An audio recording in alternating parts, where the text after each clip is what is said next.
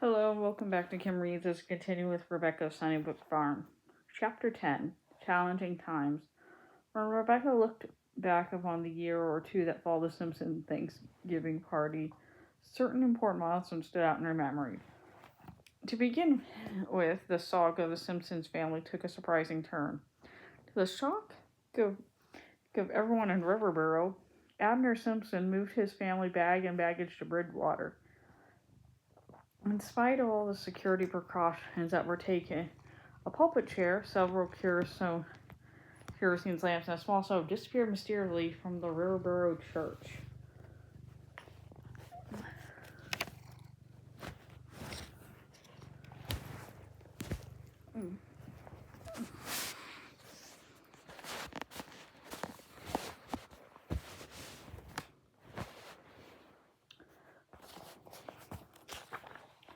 While no one could prove it, folks were certain that Abner had stolen these items to soften his new neighbors in Bridgewater. Not long afterward, Rebecca and Emma Jane were stunned to learn that the minister of the Bridgewater church had acquired a magnificent brass banquet lamp which he placed in the church parlor. Gossip had it that Abner had spotted pedaling hurriedly out of town on an old rickety bicycle that belonged to the minister. Apparently his family were up in arms about the disappearance of the precious lamp that Abner didn't dare return home for many a day. Despite her dismay regarding Abner's latest misdeed, Rebecca took comfort in knowing she'd done everything she could to help the poor and unfortunate Simpson brood. For her, the biggest loss was her friendship with Clara and Susan. Oh, how she missed their good times together.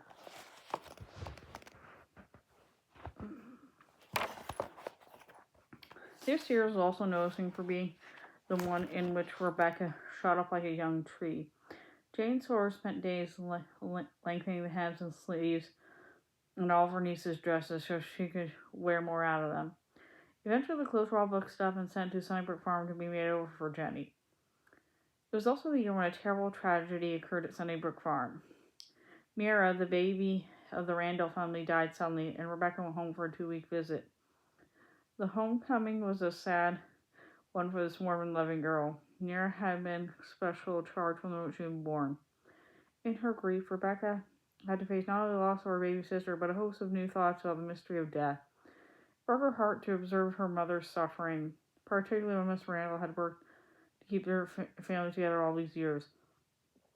Normally, her brother John would have cheered up Rebecca, but he was no longer living at Sunnybrook Farm.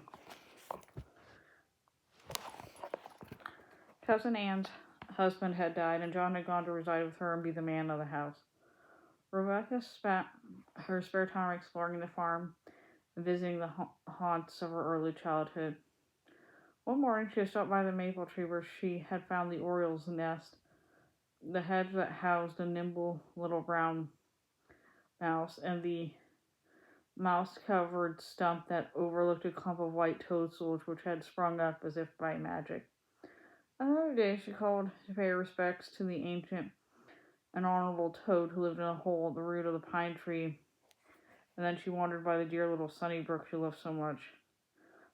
There was no laughing water sparkling in the winter sun that afternoon. Now, like Mira, the creek was cold and quiet, wrapped in a blanket of snow. But it was all right. Sunnybrook would sing again in the spring. In her travels, Rebecca thought constantly about her sister Hannah, who had worked so hard to help her mother all these years.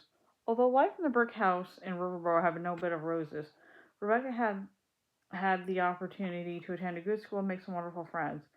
She realized she had been very fortunate indeed.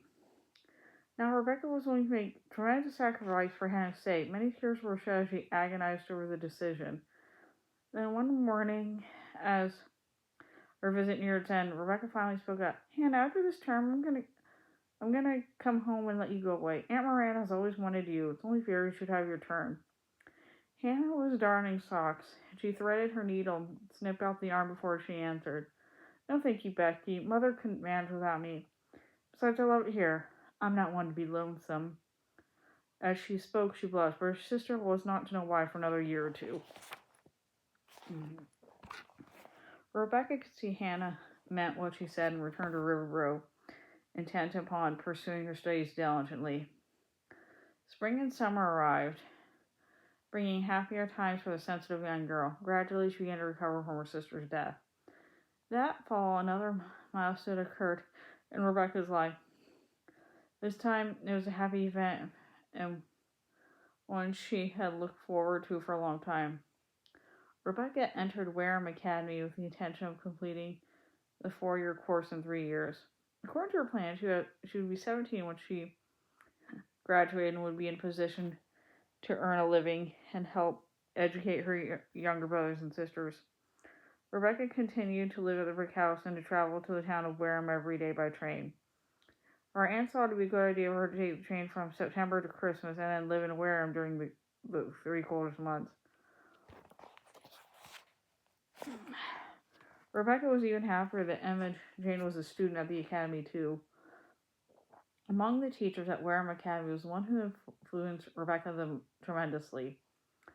Miss Emily Waxwell, the daughter of a Bowdoin College professor, taught English literature and composition and was a published writer. One day during a class discussion, Miss Maxwell asked each new pupil to bring her composition written in the last year, so that she might judge their work. Rebecca lingered after the others and approached the teacher's desk shyly. My compositions are all packed away in boxes in the attic, Miss Maxwell. I don't think they're any good. What I really like to write is poetry. Poetry? Miss Maxwell exclaimed. Did Miss Dearborn require you to write it? Oh no, Rebecca cried. I've always written poetry, even at the farm. I'll bring some poems for you to read tomorrow. The next day, Rebecca took the blank book which contained her work and left it at Miss Maxwell's house. She very hoped she would be invited and would have a chance to talk to her teacher about her poetry. However, a housekeeper answered the door and Rebecca walked away disappointed. Several days later, Rebecca saw her blank notebook on Miss Maxwell's desk, so she was not surprised when she asked to stay at her school. The room was quiet. Red leaves rustled in the breeze and flew in the open window. Miss Maxwell walked over and sat down beside Rebecca on the bench. Do you think your poems were good? She asked, handling her student her book. Not really, confessed Rebecca, sitting rigidly on the bench in nervous anticipation. Neither of Jessica could feel her heart fluttering, but it's hard to tell you by yourself. The Perkinses and the Cobbs always said they were wonderful. However, when Mrs. Cobb told me she thought they were better than Longfellow's, I was worried. I knew that couldn't be true. However, the most important opinion is yours, Miss Maxwell. Did you like my poems? Did you think they were any good? And that's the end of that chapter. See you later.